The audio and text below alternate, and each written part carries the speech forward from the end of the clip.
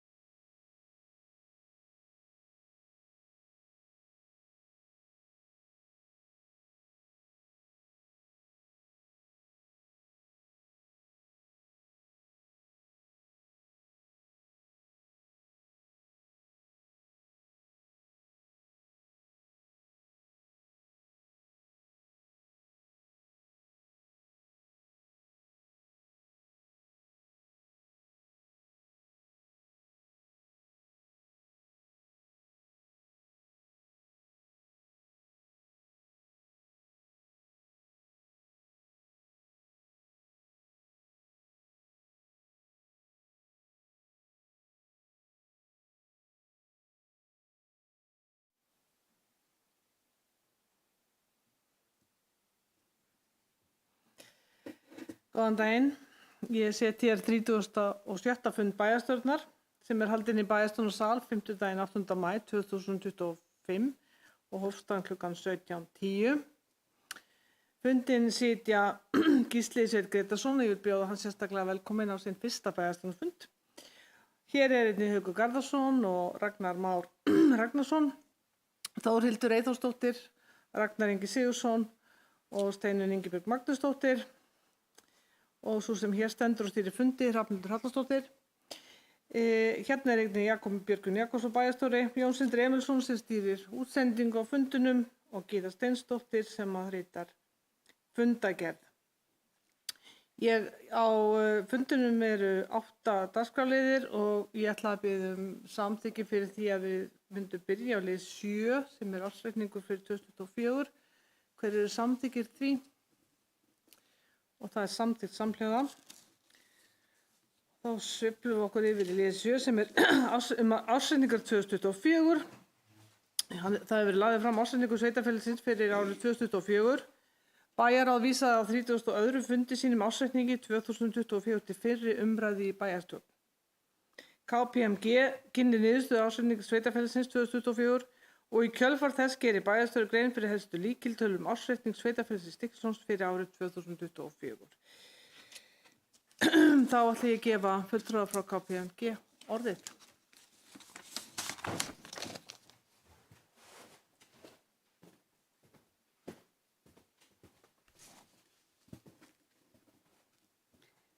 Forseti, bæjarstjóri og aðrir áhorfendur.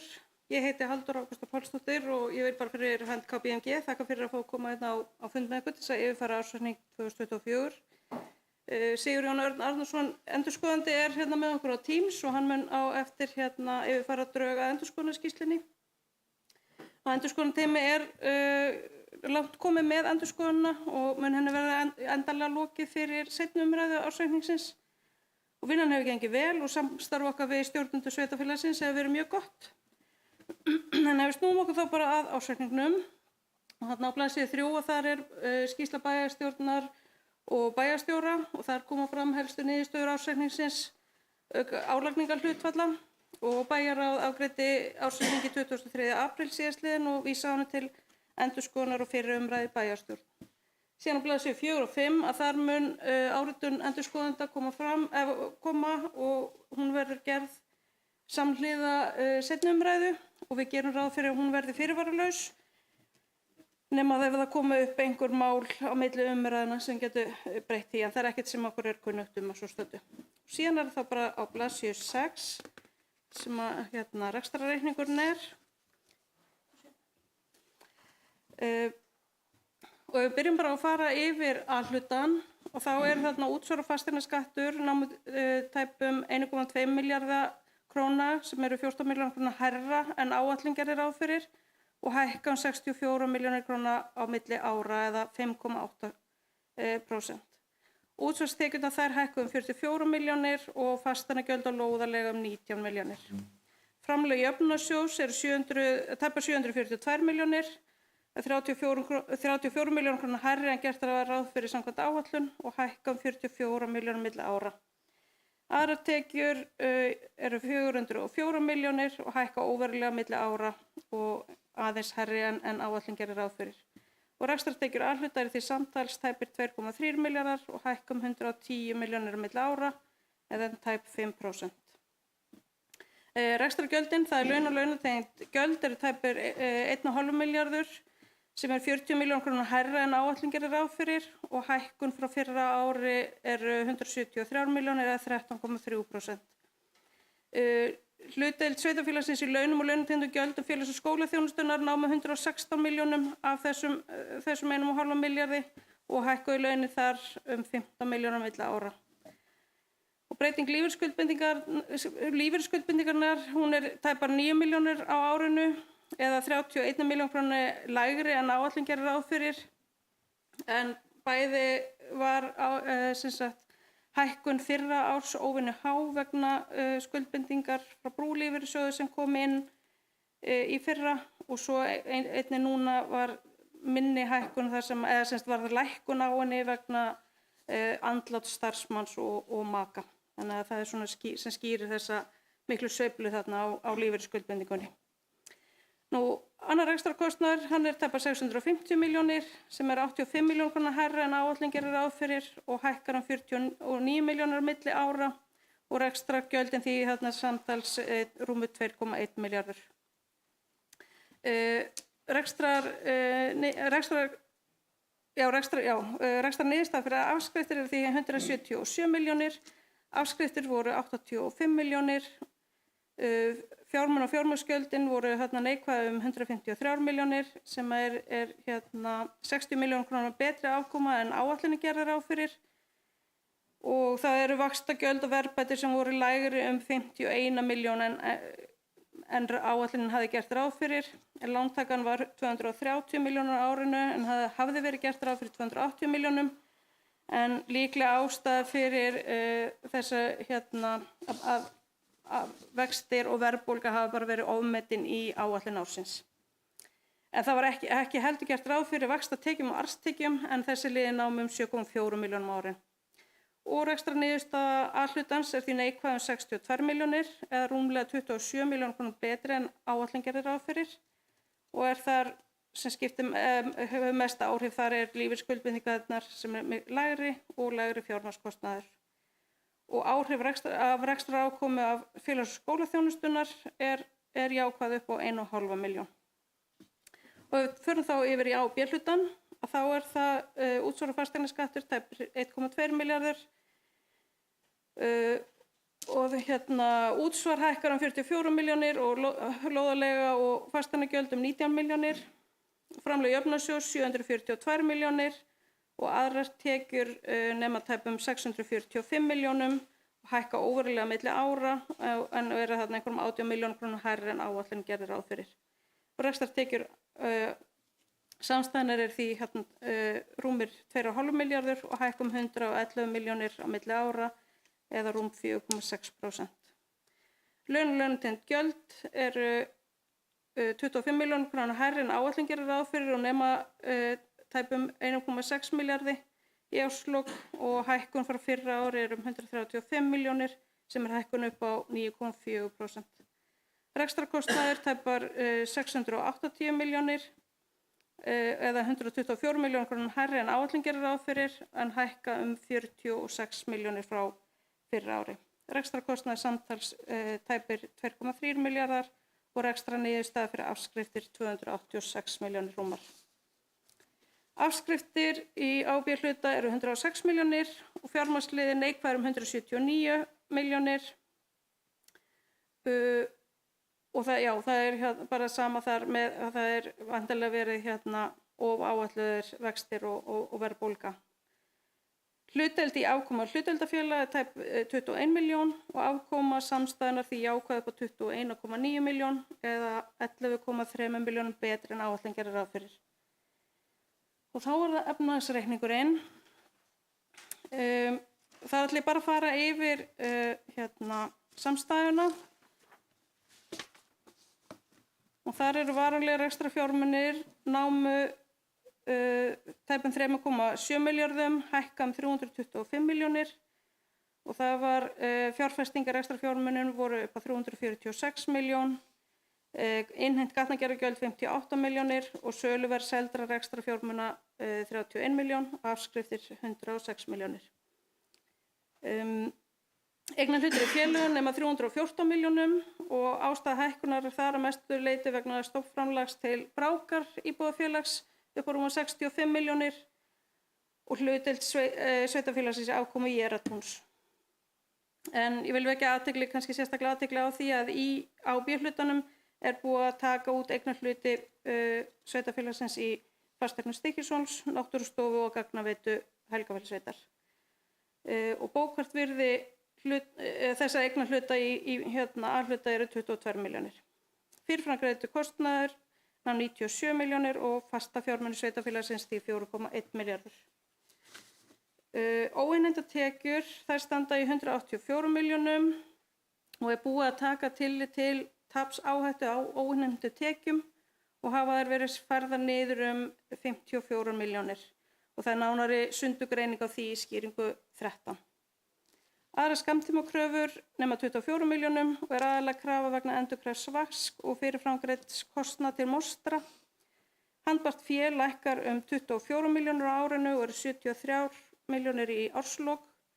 Hlutur félags- og skólaþjónustu Snæfellinga í handbæru fé eru 25 milljónir og náttúrustofu 23 og því samtals af þessum 73 milljónum rúmum þá eru 48 milljónir sem að sveitarfélagið hefur ekki ráðstöfunar rétt yfir. Og heildareignir sveitarfélagsins því tæpur 4,4 milljarðar. Og þá það skuldir og eigið fé. Eigið fé í árslok tæpur 1,1 milljarður. Lífeyrisskuldbindingin stendur í 430 milljónum og þar hafa verið 20 milljónir sem koma til greiðslu á árinu 2025. Langtímaskuldir nema samtals 2,4 milljónum í árslok og þar hafa verið næstásafborganir 222 milljónir en lántaka ársins voru 280 milljónir og afborganir ársins voru 290 milljónir.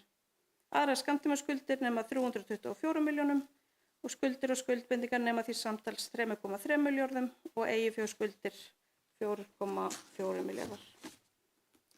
Þá það sjóðstreymið.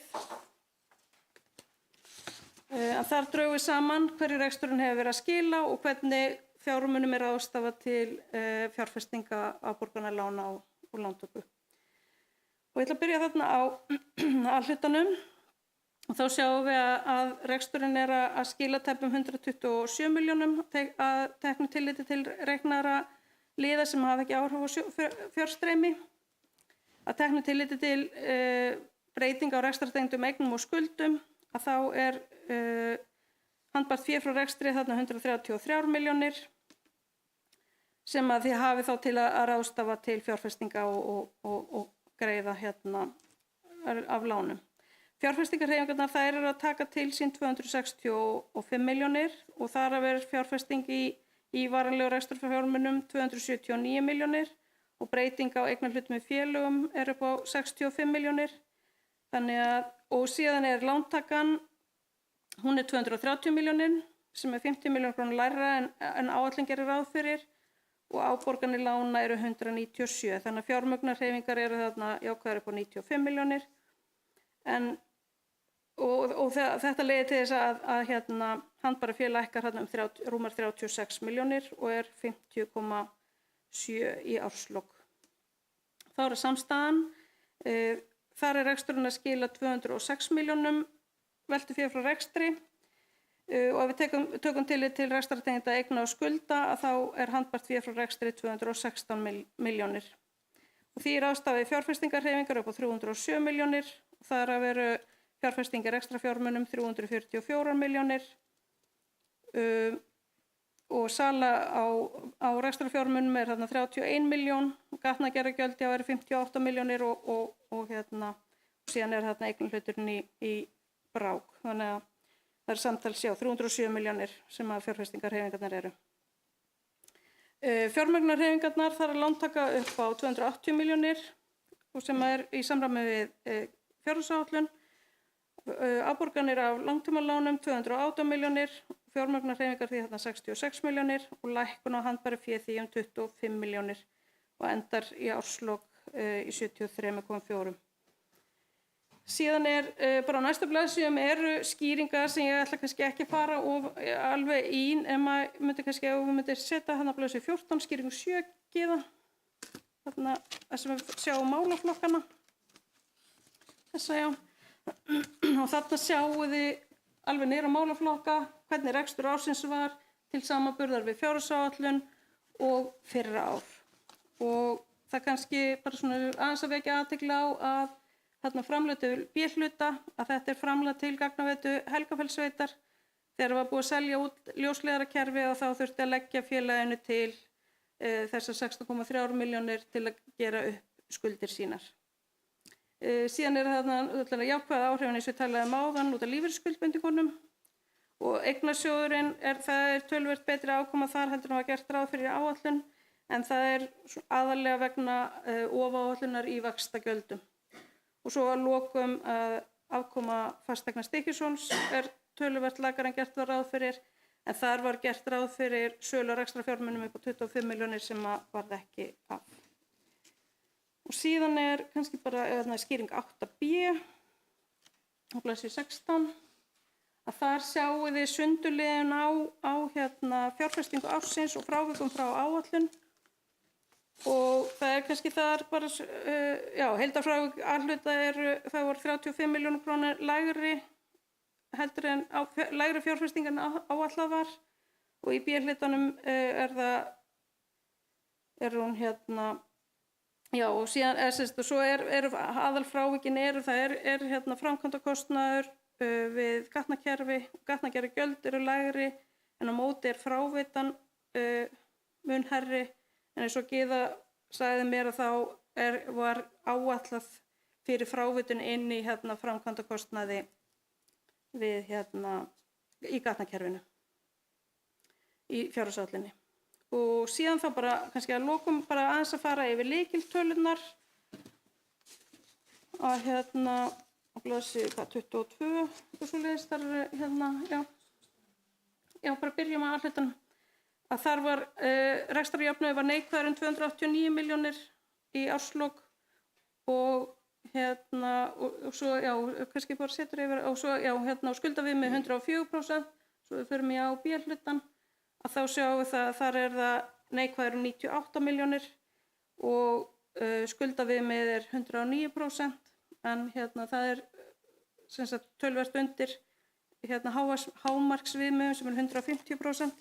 En kannski bara svona eins og þið þekkja að þá samkvæmt sveitarstjórnarlögum eiga á rekstrarjöfnuður að vera jákvæður á hverju 3 ára tímabili, en það var gerð breyting í kjölfar COVID og það sem var í rauninni slökkt á þessum viðmiðum til ársins 2025. Þannig að en þá held ég hafi bara lokið minni yfirferð og þá tekur Sigurjón við og fer yfir endurskoðunarskýrsluna. Takk fyrir.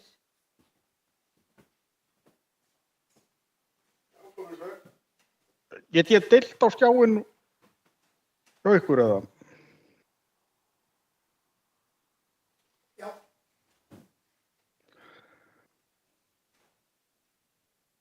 Þá endurskoðunarskýrslan búin að birta þetta? Já. Komið sæl. Sigurjón Örn Arnarsson heiti ég, endurskoðandi hjá KPMG. Ég ætla að renna í gegnum endurskoðunarskýrslu okkar eða drög að henni. En eins og Halldóra fór yfir að þá endurskoðunin langt á veg komin, en við munum ekki árita ársreikninginn fyrir samhliða síðari umræðu 15. maí. En endurskoðunin langt komin, þannig að við eigum ekki von á að niðurstöður ársreiknings eða skýrslunar breytist.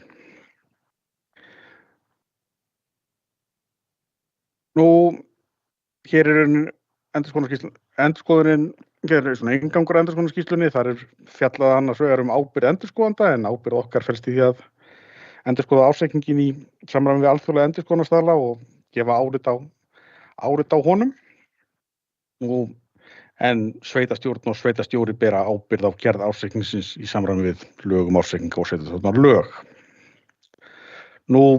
Tilgangur þessara skýrslu í rauninni að upplýsa stjórnendur, það að segja sveitarstjórn og aðra stjórnendur sveitarfélagsins mikilvæg atriði sem kom upp við endurskoðunina og helstu niðurstöður hennar. Hérna svona fyrir hvað er gæðakerfin og þarna linkur inn á tengill inn á gagnsæisskýrslu KPMG sem fjallaði ítarlega sem okkur uppálagt að gefa út og birta opinberlega sem endurskoðunar fyrirtæki.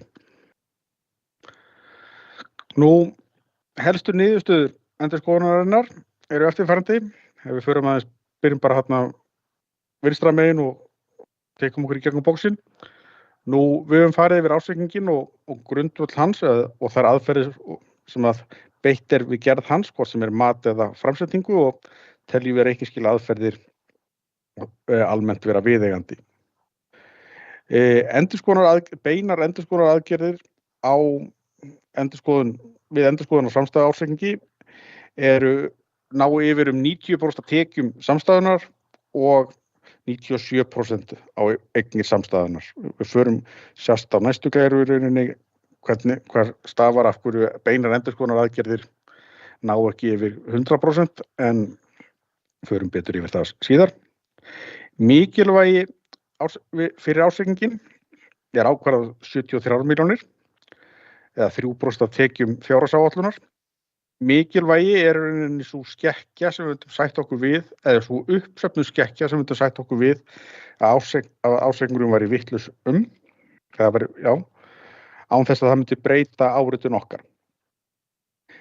Við myndum hins vegar tilkynna í þessari skýrslu stjórnendum mismuni sem eru yfir 4 milljónum eða 5% af mikilvægi fyrir ársreikninginn og kemur það fram þarna í bóksinu óleiðrétta mismuni.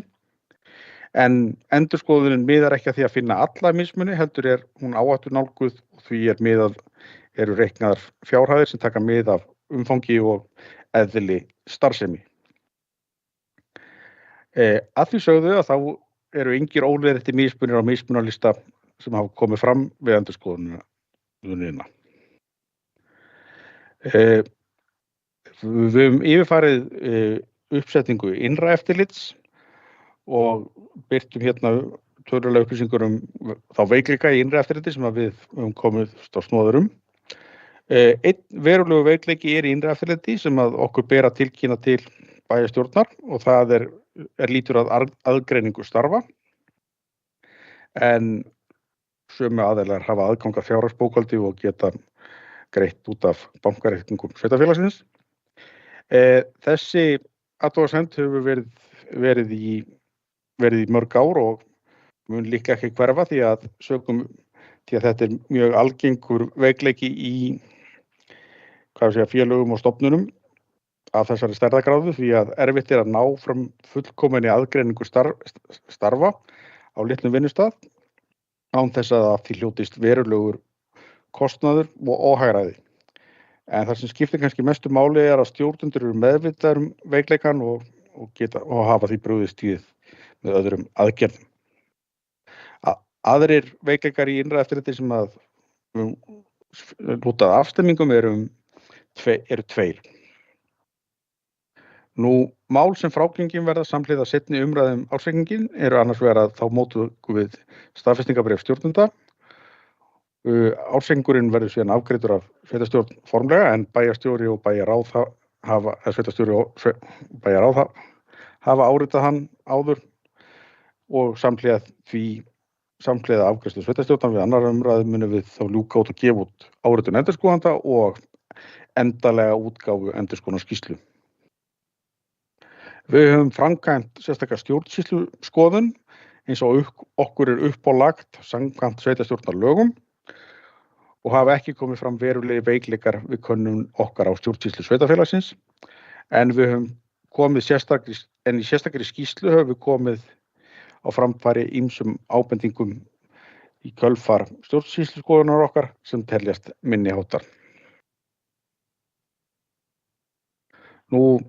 Hérna sést í rauninni af hverju við erum ekki að ná 100% endurskoðun á tekjur og eignir en það eru aðalega út af því að þarna eru nokkur annars vegar samstarfsverkefni og síðan dótturfélög sem að eru ekki endurskoðuð heldur óendurskoðuð ársreikningar og eru þá gerðar sérstakar endurskoðunaraðgerðir til að bregðast við því en við getum ekki sagt að bein endurskoðun nái yfir þessi félög.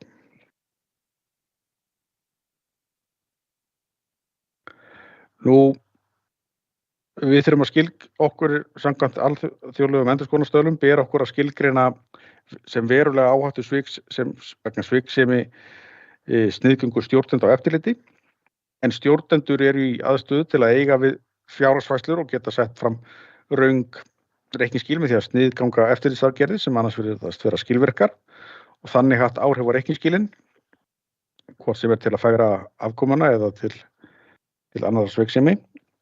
Þess vegna er þetta ávallt skilgreint sem sviksemi.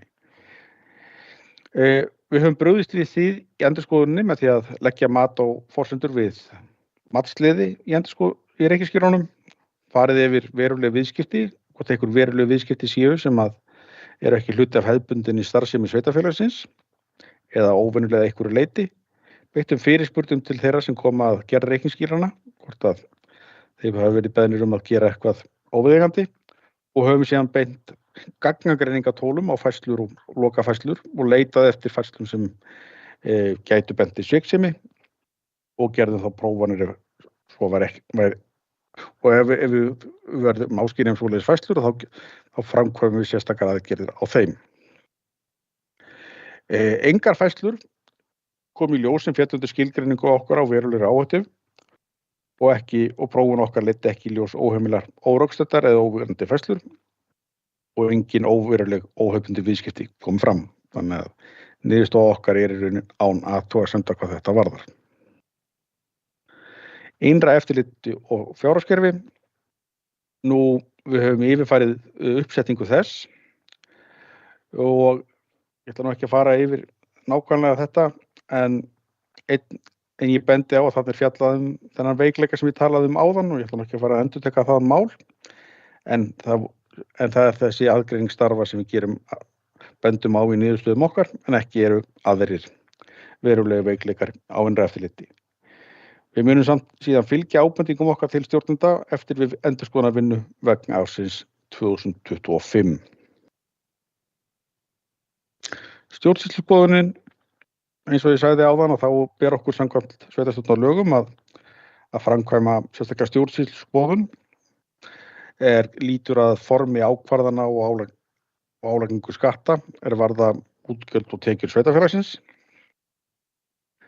Nú, ef ákvarðanatakan ekki í samræmi við lög, kann að leika vafi á heimildum til álagningar eða annarra ráðstöfun fjármuna. Nú, við endurskoðunina höfum við kannað hvort fullnægjandi heimildir hafi verið fyrir útgjöldum og hvort almenn stjórnsýsla sé sveitarfélagsins og einstakar ákvarðanir sé í samræmi við reglur fjármál sveitarfélaga, ábyrga fjármálastjórn og upplýsingaskyldu sveitarfélaga. Ekki komið fram, eins og ég sagði áðan, verulegar athugasemdir við stjórnsýsluskoðunum okkar, en við höfum sett fram sérstakar skýrslu sem við höfum komið á framfæri við stjórnendur og munum við fylgja eftir ábendingum okkar við endurskoðunarvinnum ársins 2025.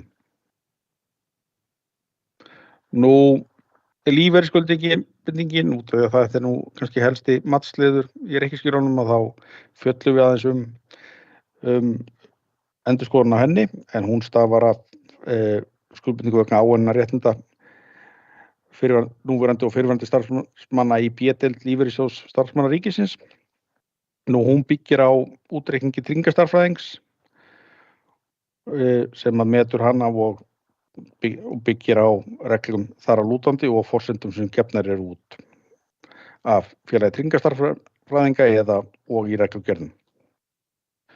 Við endurskoðunina höfum við farið yfir mat eða metið hæfi tryggingastarfræðingsins og þær aðferðir sem hann beitir, fengið staðfestingu hans á óhæði og farið yfir undirliggjandi gögn og forsendur og yfirfarið breytingu frá fyrra ári og gerum við ekki athugasemd við niðurstöður útreiknings lífeyrisskuldbindingar eða færslu hennar í reikningsskilunum. Önnur mál fjöllum aðeins stuttlega búseturéttina, en verðtryggðar skuldbindingar vegna seldra búseturétta til leigutaka nema 111 milljónum í árslok. Sveitarfélagið skuldbundið að innleysa búseturétti þegar leigutaki krefst þess. Búseturéttir hækkuðu 5 milljónir á árinu sem stafar í rauninni af veðbótum, en seldir búseturéttir voru námu 15 milljónum en innleystir námu 15 milljónum. Við bendum á að meðal eignarhluta í félögum færður eignarhlutur í Brák íbúðarfélagi að fjárhæð 65 samkvæmt samningi þar að lútandi. Ekki hefur verið gengið frá greiðslu stofnframlagsins í árslok 2024 og því sama fjárhæð skuldfærð meðal annarra skammtíma skulda sem skýrir í raun hækkun annarra skammtíma skulda á milli ára. Við fjöllum einnig stuttlega sölu á gagnaveitu Helgafellsvellar en rekstur og ljósleiðarakerfi hennar var selt á árinu fyrir 31 milljón króna. Söluhagnaður félagsins og þar að leiðandi A og B hluta nam 20 milljónum króna. Félagið hefur hins vegar verið tekið með tapi á undanförnum árum og þurfti sveitarfélagið að veita félaginu sérstakt framlag upp á 16 milljónir sem fól í sér eftirgjöf skulda félagsins við A-hlutann sem gjaldfærist á í A-hluta og lækkar því afkoma A-hlutans 16 milljónir sem leiðréttist svo í B-hlutanum.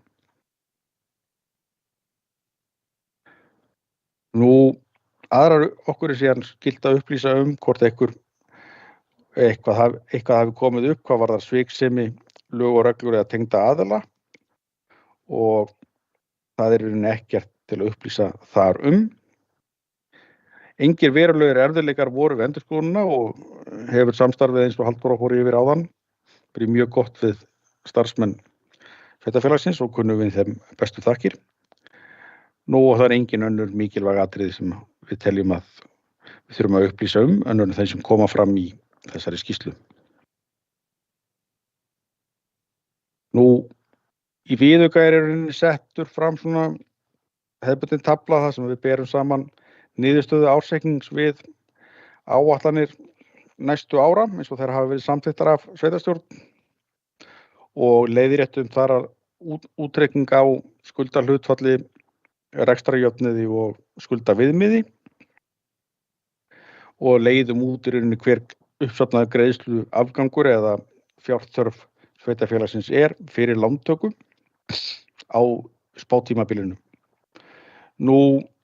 Það sem sést kannski ef við horfum aðeins á fjárhagsskilyrði sveitarfélagana þá er það að rekstrarjöfnuðurinn fyrir A og B hluta sé á hverju 3 ára tímabili jákvæður. Á grundvelli ársreiknings 2024 þá er rekstrarjöfnuður fyrir tímabilið 2022 til 2024 neikvæður 98 milljónir og því ekki í samræmi við fjármálareglurnar en þær eru ekki í sambandi eins og Halldóra kom inn á og voru teknar úr sambandi út árið 2025. Gangi áætlanir sveitarfélagsins eftir hins vegar fyrir árið 2025 að þá mun sveitarfélagið skila jákvæðum rekstrarjöfnuði fyrir tímabilið 2023 til 2025 og mun hann einnig vera jákvæður fyrir síðari tímabil innan spátímabilsins. Það sést einnig hvernig skuldaviðmið mun þróast á spátímabilinu út frá leiðréttum ársreikningi en samkvæmt ársreikningi 2024 var skuldaviðmiðið 109% fyrir A og B hluta en samkvæmt fjármálareglum á það að vera undir 150% og er því töluvert undir því viðmiði. Það mun hækka örlítið á árinu 2025 gangi áætlun eftir en fara svo lækkandi og lækka síðan niður í 83% gangi áætlanir eftir í árslok 2028. Það er til ljóst að gangi áætlanir sveitarfélagsins eftir að þá mun það uppfylla fjármálareglur sveitarfélaga. Þar með lýkur þessari yfirferð minni á endurskoðunarskýrslunni. Er einhverjar spurningar eða eitthvað annað?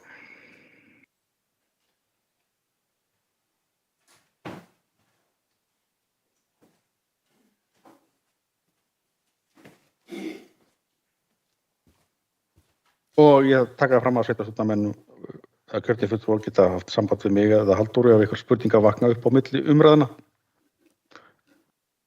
Takk fyrir kynninguna.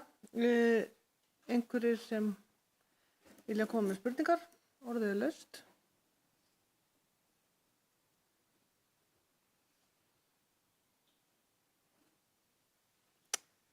Svo er ekki.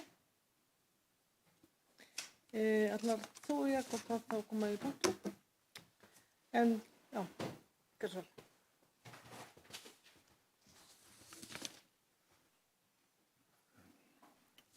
Forseti, ágætu bæjarfulltrúar. Ef ég dreg þetta saman í svona óskaplega stuttu máli, þá rekstur sveitarfélagsins að skila jákvæðri rekstrarákomu samkvæmt ársreikningi 2024 og endurspeglar ársreikningurinn að reksturinn sé að ná ákveðnu jafnvægi eftir krefjandi rekstrarumhverfi síðustu ár.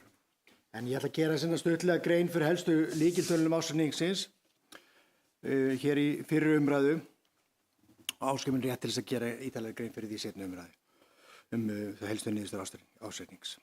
En rekstrartekjur samkvæmt ársreikningi fyrir árið A og B hluta námu 2,5 milljarði króna á árinu, þar af námu rekstrartekjur A hluta 2,3 milljónum króna. Rekstrarniðurstaða fyrir afskriftir og fjármagnshlið var jákvæð 286 milljónir króna og rekstrarniðurstaða án fjármagnstekna og fjármagnsgjalda var jákvæð 180 milljónir króna. Rekstrarniðurstaða á B hluta var jákvæð 22 milljónir króna en fjárhagsáætlun með viðaukum hafði gert ráð fyrir jákvæðri rekstrarniðurstöðu að fjárhæð 11 milljónum króna.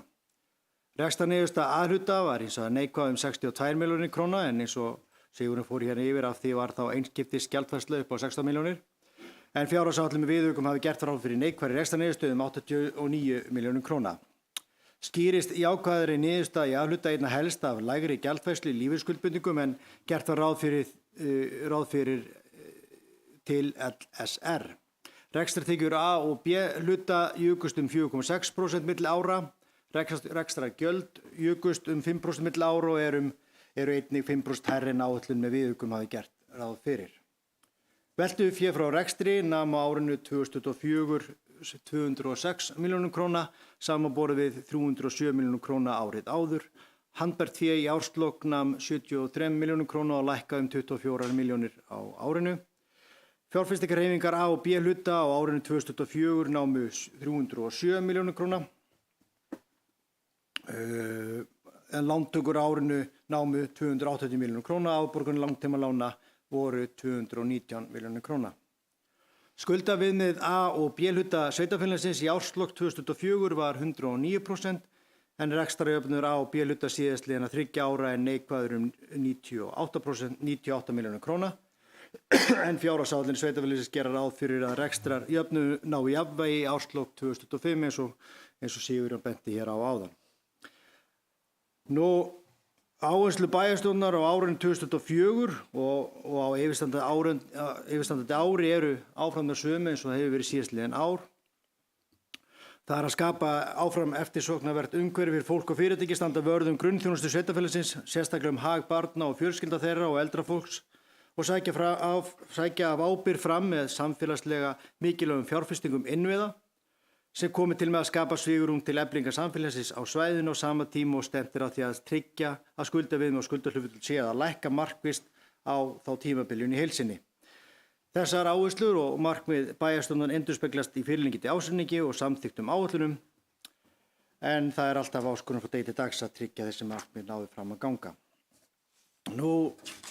Samkvæmt 1. málsgrein 64. greinar sveitarstjórnarlaga ber bæjarstjórn sjá til þess að rekstri, fjárfestingum og ráðstöfun eigna og sjóða sé þannig hagað á hverjum tíma að sveitarfélag muni til framtíðar geta sinnt skyldubundnum verkefnum sínum og samkvæmt niðurstöðum ásetnings og áætlana. Sveitarfélagsins ekkert bendið til þess að sú skylda bæjarstjórnar sé ekki uppfyllt. En svona að lokum, kannski ef ég fer aðeins yfir helstu fjárfestingar ársins 2024, það er þá stærstu fjárfestingar sveitarfélagsins sem voru þá í uppbyggingu á Víkurhverfi. Gatnagerð 165 milljónir, fráveituframkvæmdir 63 milljónir, síðan var að dúkurinn í Sundlauginni, Sundlaug íþróttahús 32 milljónir, endurbætur á Höfðaborg sem voru aðeins meiri heldur en áætlanir hafa gert ráð fyrir og hækkuðum það reyndar á með viðauka vegna þess sem kom upp á þar, bilaði kælir og annað slíkt eins og bæjarfulltrúar þekkja. Endurbætur á Skildi, það ný klósett aðila, 11 milljónir, skólahúsnæði við Grensás, 5 milljónir, þetta er þá jarðvegsframkvæmdir, vatnslagnir og annað til þess að tryggja vatn og klósett á staðnum. Tjálsvæði og þjónusthús, 8 milljónir, tónlistarskóli, 2 milljónir og auðvitað voru viðhaldsframkvæmdir töluverðar í tónlistarskólanum með 2 milljónir þar sem við bókvarum sem fjárfestingu. Framkvæmdir í búseturíbúðir 2 milljónir, stígagerð leikvelli gangstéttir 8 milljónir. Áfram þarf að leggja áherslu á ábyrga fjármálastjórnun þar sem gættir aðals og ábyrgðar í rekstri sveitarfélags á sama tíma og þjónusta við bæjarbúar verði eins best og verður á kosið. Það þarf að huga því að vinna markvisst að því að ná enn meira upp veltu fyrir rekstri, nú sem áður, sem þarf standandi afborgun skulda og skuldbindninga. Bæjarstjórn og stjórnendur sveitarfélags þurfa áfram að vera vakandi og eru vakandi yfir ákveðnum þáttum í rekstri sem endurspeglast í þessum ársreikningi. Kannski bara að lokum þá náttúrulega ánægilegt að reksturinn sé að ná aftur jafnvægi og sé náttúrulega sem að skila hérna jákvæðri rekstrarniðurstöðu þráttur í krefjandi reksturumhverfi og auðvitað búið að vera mikil verðbólga undanfarin ár sem hefur náttúrulega haft sitt að segja varðandi rekstrarniðurstöðu áranna hér og undan. Og við erum komið með reksturinn í ágætis jafnvægi og við vorum komið með reksturinn í ágætis jafnvægi 2019 og höfum verið að vinna það svona jafnt og þétt tilbaka. Ég hef oft nefnt það í bæði fjárhagsáætlunar umfjöllunum og ásetningsumfjöllunum að hér yfir okkur hefur dunið 3 áföll síðustu 20 árin. Það eitt sem hefði einungis áhrif hér og síðan 2 áföll sem höfðu áhrif náttúrulega all land en kannski margt meiri áhrif hér hjá okkur heldur en hjá mörgum öðrum sveitarfélögum. Og það endurspeglast auðvitað í rekstrarniðurstöðu sveitarfélagsins síðustu 20 árin og eins og þið þekkið þá hefur sveitarfélag einungis 6 sinnum skilað hagnaði eða jákvæðri rekstrarafkomu á þessum tíma og 4 af þeim skiptum síðustu 10 árum. En nú með þessari niðurstöðu hér bætum við 1 ári við þessi 6 með þessum ásetningi sem við erum að skila á okkur hér og svo komum við til með að bæta við nokkrum jákvæðum rekstrarniðurstöðum til viðbótar á næstu árum. Það er ekkert óvænt í rauninni kannski má segja við þessa niðurstöðu en það er svo sem alltaf brautum samkvæmt þeim áætlunum sem við vinnum eftir og bjartir tíma framöndu varðandi fjárhag sveitarfélagsins ef okkur gefst gæfa til þess að sýna áfram skynssemi og aga í rekstrinum. Þessi stefnumörkun sem ég fór hérna yfir áðan, stefnumörkun bæjarstjórnar, ég held að maður eitt alveg segja að með henni hefur verið borið virðing fyrir stofnunum sveitarfélagsins og þeirri mikilvægu þjónustu sem þar er sinnt og reynt að komast fram í öllum kollsteypum hjá þeim stofnunum, sérstaklega þá á síðustum árum með ófyrirséðum afleiðingum þegar áföll hafa dunið yfir og þannig fremur reynt á markvissan hátt að vinna sig út úr verkefninu með ábyrgum mætti og af yfirvegun með stjórnendur sveitarfélagsins. Ég held að með því hafi verið sýnt að það sé stjórnað af skynssemi og ábyrgð.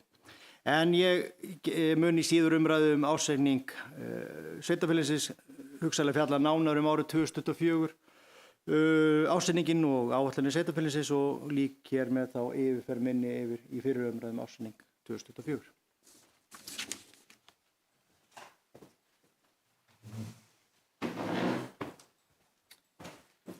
Takk fyrir þetta Jakob Björgvin og takk Halldóra og takk til Jón.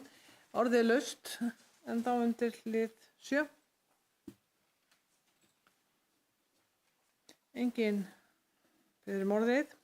Bæjarstjórn samþykkir að vísa ársreikningi sveitarfélagsins til síðari umræðu í bæjarstjórn. Hverjir eru samþykkið því? Og það er samþykkt samhljóða. Og Halldór, þú vilt kannski fá að víkja fundi eða þið er velkomin að sitja. En allan þá takka ég þér Sigurjón og þér Halldóra fyrir góða kynningar. Takk fyrir. Takk.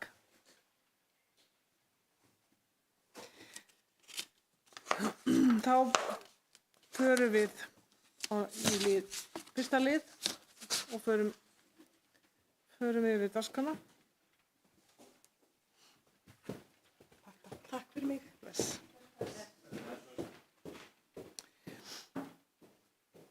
Fyrsti liður á dagskránni er Breiðafjarðarferjan Baldur og hér er lögð fram niðurstaða í útboði Vegagerðarinnar rekstur Breiðafjarðarferju 2025 til 2028.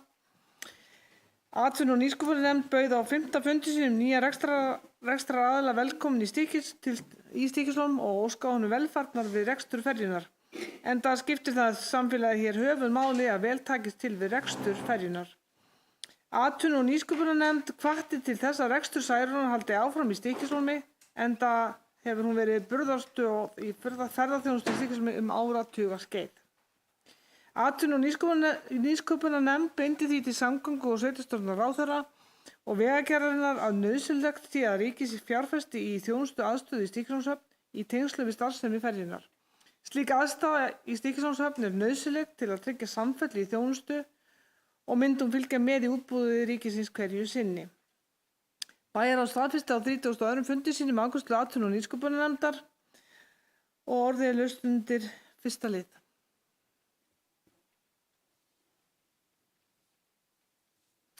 Enginn biður orðið. Bæjarstjórn tekur undir afgreiðslu atvinnu- og nýsköpunarnefndar og felur bæjarstjóra að fylgja málinu eftir. Hverjir eru samþykkir þessu? Og það er samþykkt samhljóða. Það er liður 2 ríkisstörf í Stykkishólmi. Störf á vegum ríkisins í Stykkishólmi voru tekin til umræðu á 4. fundi atvinnu- og nýsköpunarnefndar. Atvinnu- og nýsköpunarnefnd krafðist þess að ríkið standi vörð störf á vegum ríkisins í Stykkishólmi en þeim hefur fækkað á síðustu 10 árum þrátt fyrir að ríkisstörfum hafi fjölgað á Vesturlandi sem og á landsvísu. Nefndin taldi ljóst að ríkið hafi ekki staðið sér skyldi í að fjölga ríkisstörfum á landsbyggðinni, að minnstakosti ekki í Stykkishólmi. Vísaði nefndin að öðru leyti til fyrri ályktana og umsagna sveitarfélagsins vegna þessa. Bæjarstjórn staðfesti á 30. fundi sínum afgreiðslu atvinnu- og nýsköpunarnefndar. Á 5. fundi atvinnu- og nýsköpunarnefndar komu Páll S. Brynjarsson og Vífill Karlsson frá samtökum sveitarfélaga á Vesturlandi til að ræða þróun starfa á vegum ríkisins í sveitarfélaginu. Atvinnu- og nýsköpunarnefnd myndi enn og aftur á að meðan íbúum hefur fjölgað umtalsvert í Stykkishólmi á síðustu 10 árum á meðan hefur ríkisstörfum fækkað á sama tíma. Atvinnu- og nýsköpunarnefnd taldi brýnt að snúa þessari þróun við án tafar. Atvinnu- og nýsköpunarnefnd vísaði öðru leyti til fyrri ályktana málið. Bæjarráð staðfesti á 32. fundi sínum afgreiðslu atvinnu- og nýsköpunarnefndar og orðið er laust undir lið 2.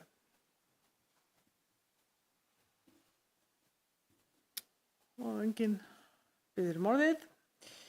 Bæjarstjórn tekur undir afgreiðslu atvinnu- og nýsköpunarnefndar og felur bæjarstjóra að fylgja málinu eftir. Hverjir eru sammála þessu? Hverjir samþykkja þetta? Og það er samhliða. Liður 3, Berserkjahraun, sjávarhús. Lögð fram umsókn byggingarheimild fyrir frístundahús eða sjávarhús í landi Berserkjahrauns. Húsið er 1 rými með aflokaðri snyrtingu. Byggt inn í landtalla 50 metrum frá sjávarborði. Aðkoma er frá Helgaðsveitarvegi. Skipulagsnefnd samþykkti á 29. fundi sínum að afla umsagna frá Minjastofnun og Náttúruverndarstofnun. Enn fremur benti skipulagsnefnd á að þörf er á að sækja framkvæmdaleyfi fyrir vegi að húsinu. Skipulagsnefnd bendir á að byggingareitur skal ekki vera nær en 50 metrum frá fjöruborði miðað við stórstraumsflæði. Bæjarráð staðfesti á 32. fundi sínum afgreiðslu skipulagsnefndar og á 35. fundi bæjarstjórnar vísaði bæjarstjórn málinu til næsta bæjarstjórnarfundar og orðið er laust undir lið 3. Ragnar Már, bæjarfulltrúi í lista, hefur beðið orðið. Gerðu svo vel.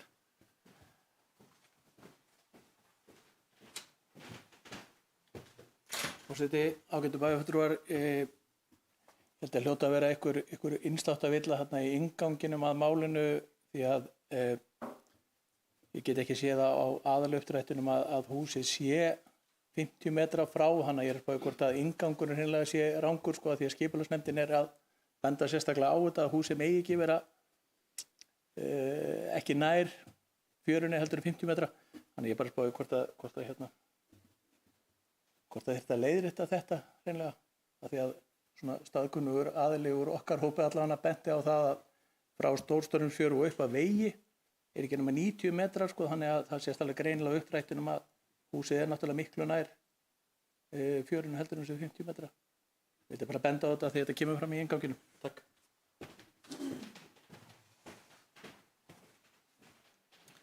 Takk fyrir þessa ábendingu, Ragnar. Orðið er laust undir lið 3. Jakob, gerðu svo vel. Forseti, þetta er sami inngangur og var fyrir skipulagsnefnd og fyrir bæjarráð og þá bara í rauninni flýsta yfir hérna til bæjarstjórnar. Hefur enga efnislega þýðingu sjálfur sér í ljósi afgreiðslu skipulagsnefndar og bæjarráðs, en ég held að sé sko með leyfi hundar sér bara leggja til að þetta veri fellt út úr inngangi, þannig að það sé ekki trufla. Það er algjör óþarfi og það hefur niðurstaða skipulagsnefndar og bæjarráðs stendur fyrir sínu efnislega.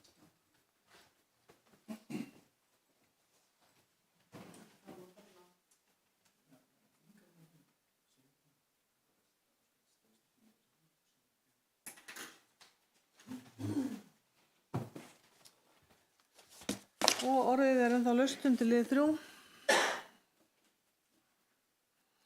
Hver eru samþykkið því að við fellum úr þessum inngangi út þetta 50 metrum frá sjávarborði? Hver eru samþykkið því? Það er samþykkt samhljóða. Bæjarstjórn staðfestir afgreiðslu skipulagsnefndar. Hver eru samþykkið því? Og það er samþykkt samhljóða. Það kom að lið 4, Ágústsson Reitur, skipulagsbreyting. Hér er lögð fram samantekt umsagna og athugasemda sem bárust við kynningu á vinnslustigi í samræmi við 2. málsgrein 30. greinar og 4. málsgreinar 40. greinar skipulagslaga. Vinnslutillagan var í kynningu frá 7. febrúar til og með 7. mars síðastliðinn. Tillögur bárust frá lögbundnum umsagnaraðilum og frá íbúum í nágrenni skipulagssvæðisins. Jafnframt er lagt til að auglýsa tillögu af aðalskipulagsbreytingu samkvæmt 31. greinar skipulagslaga og tillögu á deiliskipulagi samkvæmt 41. grein skipulagslaga. Skipulagsnefnd samþykkti á 29. fundi sínum að auglýsa tillögu að breytingu á aðalskipulagi Stykkishólms 2002 til 2022 í samræmi við 31. grein skipulagslaga nr. 123 frá 2010. Ennfremur heimilaði skipulagsnefnd að auglýsa tillögu að deiliskipulagi í samræmi við 41. grein skipulagslaga nr. 123 frá 2010. Bæjarráð lagði á 32. fundi sínum til við bæjarstjórn að auglýsa tillögu að breytingu á aðalskipulagi Stykkishólms 2002 til 2022 í samræmi við 31. grein skipulagslaga nr. 123 frá 2010 og að auglýsa tillögu að deiliskipulagi í samræmi við 41. grein skipulagslaga nr. 123 frá 2010. Á 35. fundi vísaði bæjarstjórn málinu til næsta bæjarstjórnarfundar og orðið er laust undir lið 4.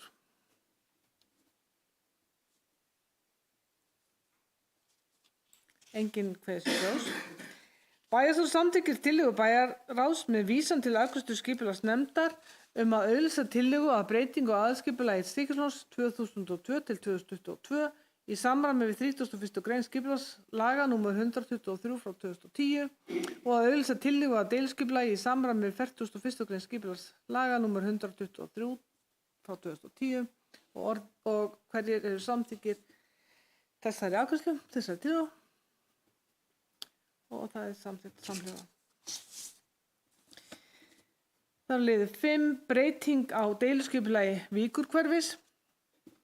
Hér er lögð fram breyting á deiliskipulagi Víkurhverfis vegna Bauluvíkur 1.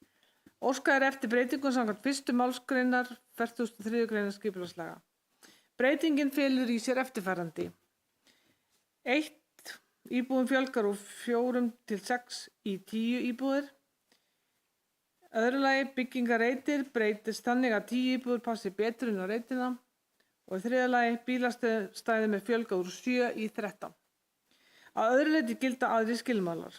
Skipulagsnefnd samþykkti á 29. fundi sínum að auglýsa tillögu að breytingu deiliskipulags Víkurhverfis í samræmi við 1. málsgrein 43. greinar skipulagslaga nr. 123 frá 2010.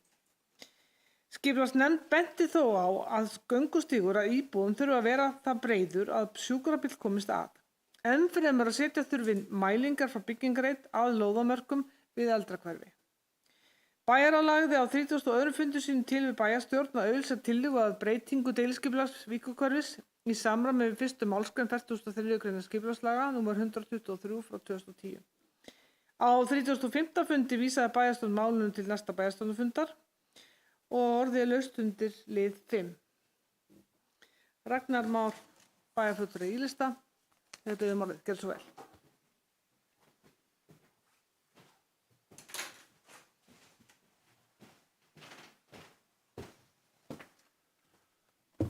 Forseti, ágætu bæjarfulltrúar.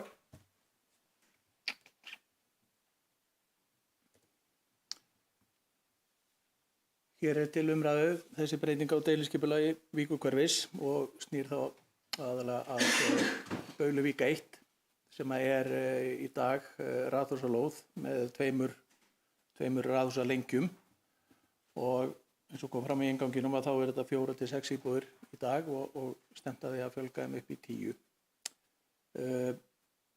Og smávægileg breyting á færslu á byggingareit. Málið var í umræðu í bæjarráði síðast og ég samþykkti að vísa málinu áfram til frekari vinnslu. Ég var nú bara að viðurkenna það, ég hafði nú kannski ekki mikinn tíma til að fara yfir gögnin sem að lágu fyrir bæjarráðsfundinum, enda 40 mál á dagskrá og dagskráin send út annan í páskum.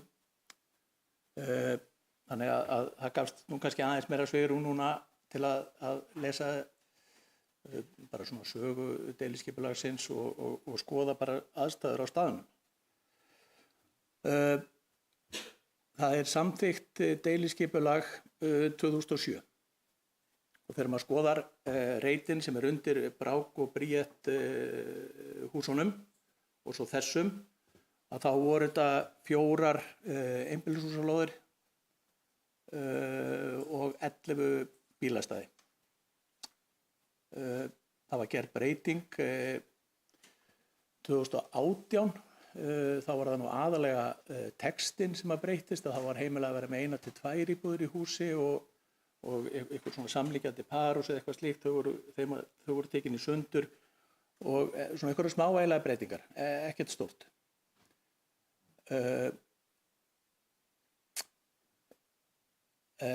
22 þá er gerð breyting að íbúðum við Imbuvík er fjölgað.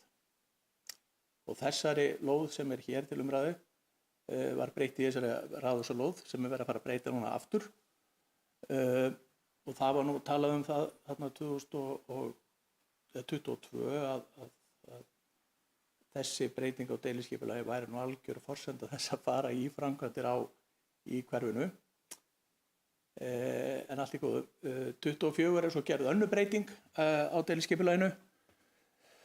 Þar sem að þessar lóðir eru teknar, það er þessi lóð og svo þessar 3 einbýlishúsalóðir sem voru settar svo undir Brák og Bríet. Þannig að þetta voru þá 16 íbúðir, þá plus 6 sem er orðnar þá 32 til 34. Núna í dag, með þessari breytingu sem við verðum að leggja til núna, að þá er bílastæðin orðin 32 á þessum lóðum. Brák og Bríet og svo bætist þetta við. Og auk þess þá er náttúrulega orðin aðkeyrsla að bílastæðunum beint út í Stoppbekk sem er þarna. Sem er náttúrulega ekkert sérstaklega gott. Og náttúrulega ekki gert ráð fyrir því í þeim tillögum sem hafa verið lagðar fram. Svo náttúrulega þegar maður keyrir þarna og maður heyrir svo sem alveg hvernig umræðan er bara í bænum, þú veist, þetta er rosalega þétt þarna. Þetta er meira þess að það þétt sko að svalir sem eru hérna suðursvalir, að þær standa nánast úti í gangstéttina sem kemur til með að vera þarna sko. Þannig að þetta er orðið heldur mikið. Svo var ég nú bara að heyra það í dag að það væri gert ráð fyrir ljósastöðurum og það væri einhver rafmagnskassi hérna frá Rarik sem að væri þarna megin í sem að tilheyri þá Bauluvík 1 þar fyrir framann og hugsanlega þurfa að færa það með tilheyrandi kostnaði og ég ætla bara að taka það fram, ég fekk ekki haft eftir, ég veit ekki eftir Hauki Garðarsinni en þannig að við þegar maður bara skoðar þetta upphaflegu tillöguna svo hugsanlega þessa breytingu 2018, þú veist, bara svona settlegt og lágstemt allt saman. Þessar breytingar eru á okkar mati orðið, þetta er orðið gott, eins og maður segir. Og þannig að og fyrir utan náttúrulega þennan hugsanlega auka kostnað sem gæti fylgt í að fara í þess að færa ljósastöðra, götukassa og eitthvað svona dóttir. Við erum með bókun undir málinu vegna mikillar fjölgunar íbúða í Víkurhverfinu frá því að deiliskipulag var samþykkt fyrst árið 2007, þá sérstaklega á lóðunum sem tekna voru undir íbúðir Brákar og Bríetar, þá telja undir þetta ekki frekara svigrúm til fjölgunar íbúða og bílastæða á lóðinni og eru því á móti fyrirliggjandi tillögu. Og undir þetta skrifa Ragnar Már Ragnarsson, Haukur Garðarsson og Gísli Sveinn Gretarsson. Takk.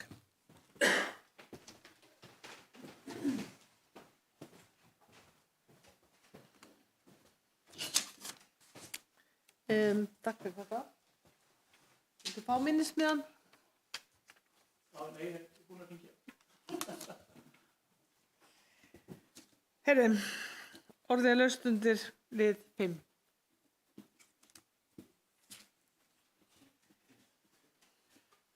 Jakob, bæjarstjóri, gerðu svo vel. Forseti, ég vil þakka Ragnari Má Ragnarssoni fyrir þessa yfirferð. Ég var með einu spurningu sem bara vangaveltu, sko.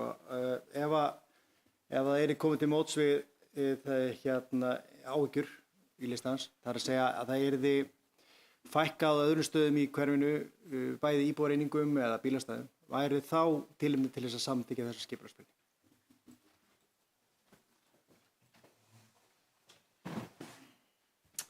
Takk, Jakob. Ragnar Már, gerðu svo vel.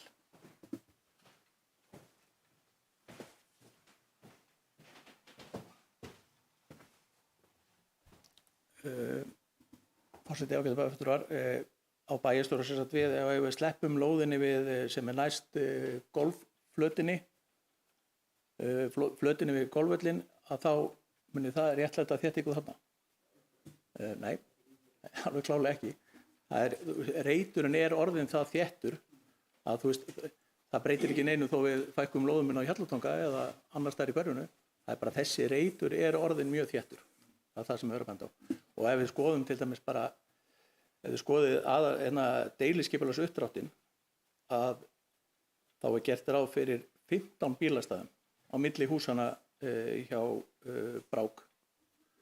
Og það er bara svona svipað og ein lengja, tvöföld lengja með veg á milli eins og við sundlaugina. Þetta er alveg gríðalegt magn sem er verið að tala um þarna og tala um við ætlum að vera að fjölga þeim svo upp í 13, þar auki. Þannig nei, það er að fara að sleppa einhverju sjávarlóð til að þétta byggðina þarna, nei.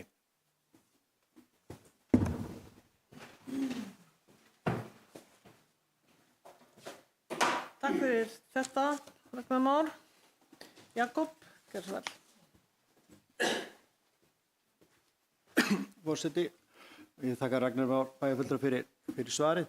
Svona bara til áreitningar, þá var ég nú ekki að tala um eina sérstaka tillögu og nefndi aldrei sjávarlóð í þessu tilliti. Heldur einungis þessi vangavelta mín snýri að þessum áhyggjum umferð, bílastæði og íbúareiningar, ef ég skildi bókun í lista rétt, og ef það væri komið til móts við það í skipulaginu og einhverjum öðrum stöðum þar sem fækkað íbúareiningum og eða fækkað á móti bílastæðum, þá myndi það í sjálfu sér mæta þeim áhyggjum sem kemur fram í bókuninni og ég hef bara veltað því upp hér hvort að það myndi myndi breyta afstöðinni. En síðan annar mál hvort þetta sé afstæða þeirra hvort að þetta rúmist inn en byggingir eitt svo annað, það er síðan annar mál. Ég var einungis að velta fyrir mig þessu auknu umferðarmagni á svæðinu eða bílastæðafjölda eða íbúareiningum þessum áhyggjum, hvort því geta verið mætt með öðrum hætti. Það var einhvers stað og alls ekki að leggja til einhverja sérstaka tillögu hér eða einhverja sérstök lóðir felld út.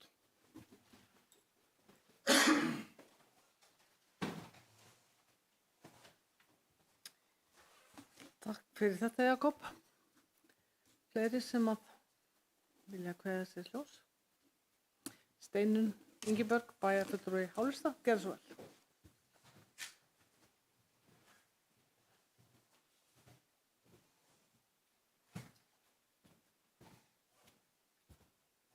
Forseti, ágætu fundarmenn. Ég vildi bara koma hérna upp til þess að segja það að ég mun styðja þessa tillögu að skipulagsbreytingu. Það er vissulega rétt sem Ragnar segir, það er búið að taka þetta nokkrum sinnum upp og það er búið að breyta hlutunum. Ég ætla að ekki að hlusta endilega á orðið af götunni og hafa áhyggjur af því að þarna verði eitthvað skipulagsslys að ræða. Í mínum huga liggur þetta þannig fyrir að jú, það verða að fjölga íbúðum. en það er hins vegar verið að minnka byggingarmagnið sjálft á reitnum. Bílastæði, jú, kannski eru þau mörg, en það er það er sem sagt minni líkur á því í rauninni að vera með svona litlar íbúðaeiningar. Þú ert með það litla einingu að það verða aldrei til dæmis 2 bílar á hverja íbúð þegar þú ert með svona litlar einingar eins og verða að tala um þarna. Þannig að ég óttast það ekki að þarna verði einhver offramboð af bílaumferð eða mikið lagt eða annað slíkt og ég sé það frekar þá þannig að þetta létti ákveðið á hlutunum og það er sama gildir ákveðnar íbúðir sem að Brák byggingafélag er með þannig. Það verða aldrei margir bílar sem fylgja þeim einingum. Það er bara svoleiðis. Þannig að ég mun styðja þessa tillögu. Takk.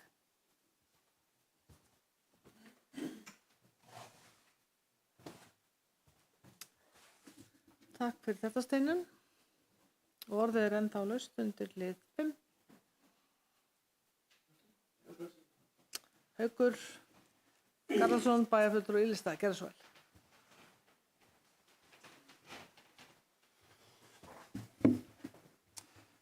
Fundarstjóri, bæjarfulltrúar og aðrir fundargestir, starfsmenn öllu heldur.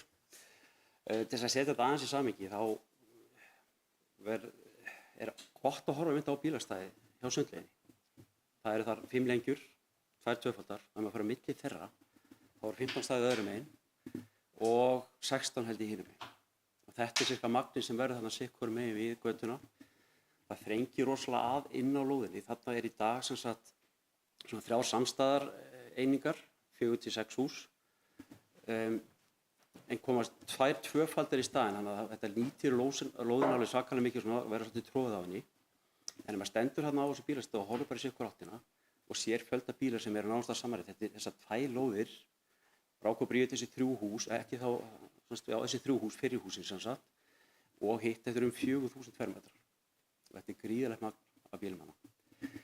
Þegar breytingin var gerð 2022, segi ég með fyrirvara að vera með það rétt, þá var sett þessi reiti Baulugeitt að setja niður og átti þá að vera svo lóð sem að Brák og Bríet myndi hugsanlega nýta, sem að þeir gátu svo ekki nýtt.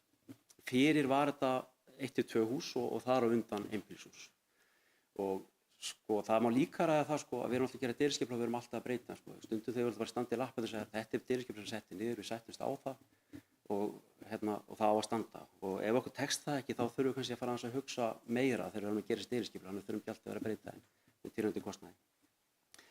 En það kemur sem sagt niður á það að mér finnst að ef við ættum að gera eitthvað þarna núna, þá ætti bara að breyta sér tilbaka yfir í parhús og létta aðeins á þessu. Ég hvet fólk til að fara niður í hverfi og keyra aðeins sko.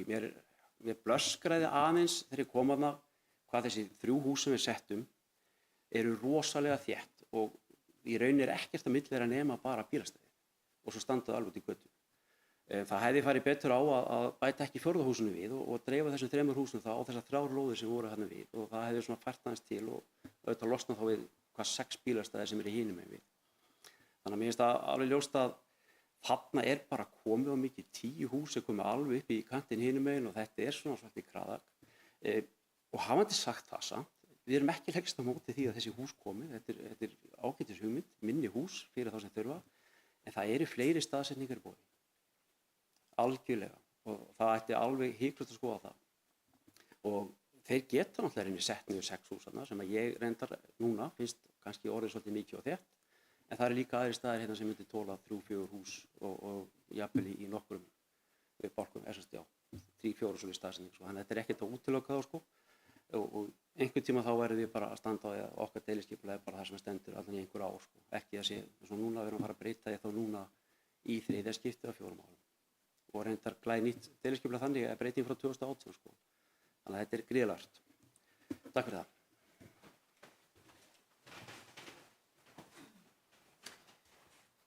Takk fyrir þetta, Haukur. Orðið er laust undir lið 5.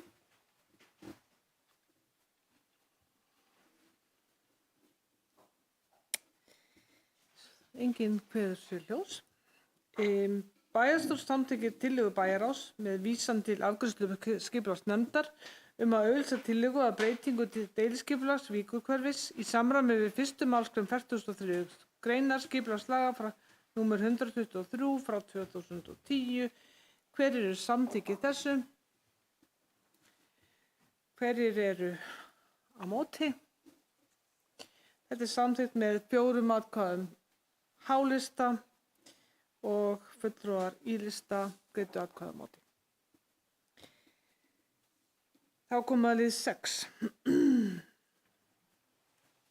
Sameiginlegar reglur stuðningsþjónustu á Snæfellsnesi. Lögð hér fram til fyrri umræðu tillaga félags- og skólaþjónustu Snæfellinga að sameiginlegum reglum sveitarfélaga á Snæfellsnesi stuðningsþjónustu. Orðið er laust undir lið 6. Enginn kveður ljós. Bæjarstjórn vísar reglunum til síðari umræðu í bæjarstjórn. Hverjir eru samþykkið því? Og það er samþykkt samhliða. Liður 7 var afgreiddur og frágenginn. Þannig að nú er bara liður 8 eftir sem er viðauki 1 við fjárhagsáætlun frá 2025 til 2028. Það er lagður hér fram viðauki í 1 við fjárhagsáætlun 2025 til 2028. Bæjarráð samþykkti á 32. fundi sínum viðauka 1 og lagði til við bæjarstjórn og samþykkja viðaukann og orðið er laust undir lið 8. Haukur Garðarsson, bæjarfulltrúi í-lista Gerðsvall.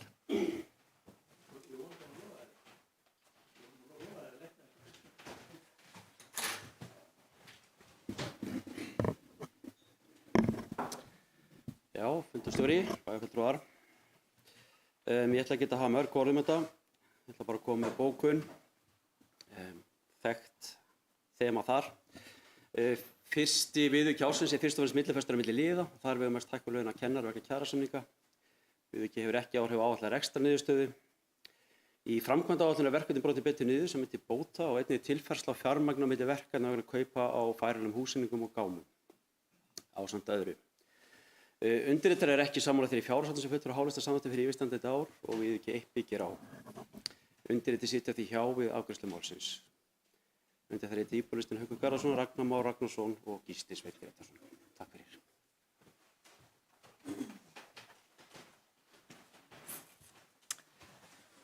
Takk fyrir þetta, Haukur. Orðið er laust undir lið 8. Hvað? Viltu örugglega ekki segja neitt? Enginn hefur kveðið sér hljóðs undir lið 8. Bæjarstjórn samþykki viðauka 1 við fjárhagsáætlun 2025 til 2028. Hverjir eru samþykkið þessu? Hverjir eru á móti? Og hverjir sitja hjá? Þetta er samþykkt með 4 atkvæðum hálista og bæjarfulltrúar og í-lista sitja hjá. Þá er komið að lokum þessara fundar og takka fyrir góða fundarsetu og slít fundi klukkan svo mikið sem 18:23.